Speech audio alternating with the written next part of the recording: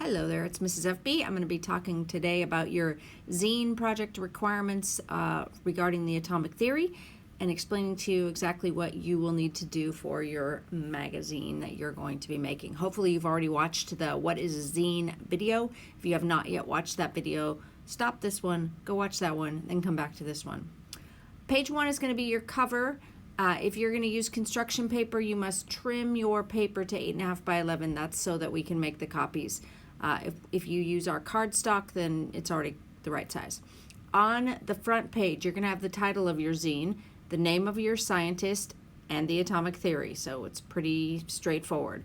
Eugene Goldstein and the atomic theory, or whoever your scientist is. You're going to have an image of your scientist, and we want you to keep in mind design elements, and we'll be talking a little bit more about those. Your name, date, period, and teacher.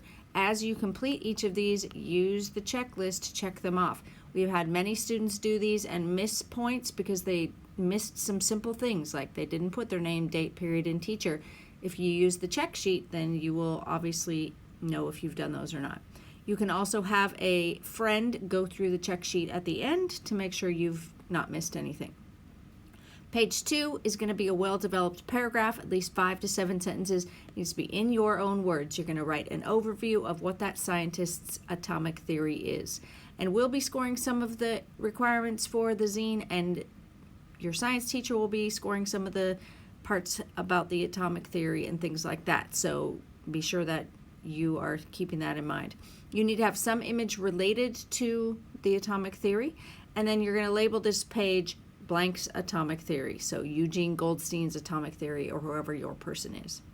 Page 3, another well-developed paragraph, 5 to 7 sentences in your own words. You'll kind of hear that repeated a few times. You're going to explain how that discovery was made.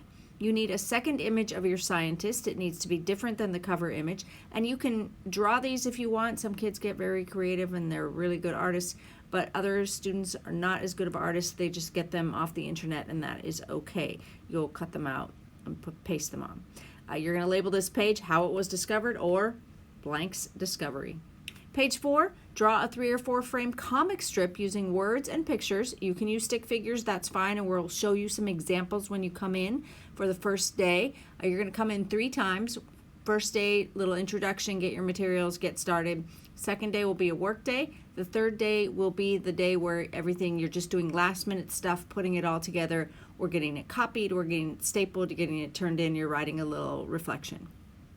So 3 or 4 frame comic strip explaining how the discovery affects you or your life. So you need to think about, how does this discovery have some sort of impact on me or, humans? And then you'll draw that out. You have to have color on this page. You can use an app. There are lots of comic maker apps out there, and you're welcome to use one of those to create your comic strip. You're going to label this page Atomic Comic. Mr. Lemon, I thought that was pretty clever of ourselves. Or Blank's Discovery and Me. Page 5, a bulleted list. Bulleted, that means doesn't have to be in complete sentence. 5 fun facts about your topic. One of them needs to be year of discovery. One of them needs to be scientist nationality. One of them needs to be the place of the experiment or discovery. And then 2 other facts are your choice. So just quick bullets. This page is called Fun Facts or Fast Facts. Page 6, you need to draw, that is hand drawn this time, not images or clip art from the internet, an atomic model of your assigned element. Okay, so Mr. Butcher or Mr. Kamen will give you an atomic model, an assigned element, and you need to create an atomic model of it, hand drawn. Include the element number, the number of protons, the number of neutrons. Your drawing must be in full color. Okay, you need to label this page the name of your element. For example, plutonium. Whatever your element is, name it that. Page 7, one fun activity related to your topic. Examples are a crossword puzzle, a word find, what's the difference photos. If you're a photographer and you like to play around with Photoshop, that might be a really fun one. A cryptogram, mazes, word scramble, whatever. If you do a word activity, you have to use at least 10 words. You're going to label this page Fun Activity or Activity Time or Fun Page, and you're going to include a short set of directions for the person who's doing the activity.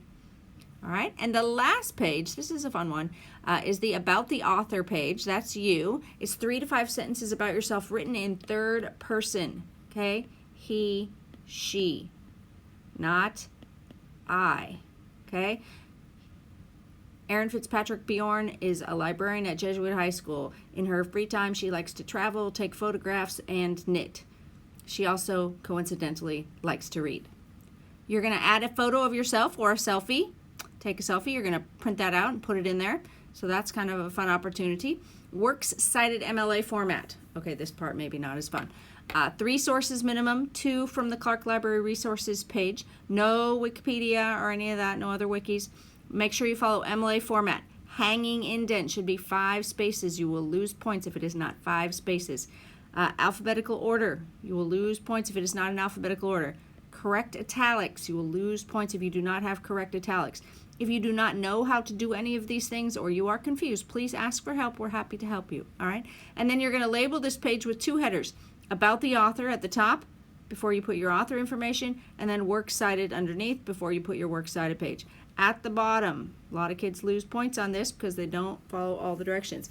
Copyright 2019 Seder Press. Go ahead and just write that right at the bottom of the page so that we know that this magazine was copyrighted in 2019.